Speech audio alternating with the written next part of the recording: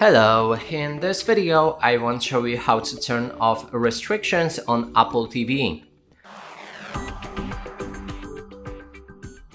To do this, first we'll need to click on the gear icon in main menu, navigate to the general, then we can scroll down and look for restrictions. Right here, when you try to enter it, you will need to either approve it with Apple device, that means your smartwatch or your iPhone.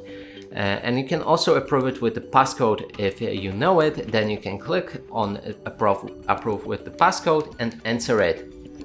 Now to remove passcode, you need to click on reset and then, or actually restrictions, then approve again with the passcode. And now they should be turned off. And that's it for this video. Hope you like it. Please consider subscribing to our channel, leave a like and a comment below.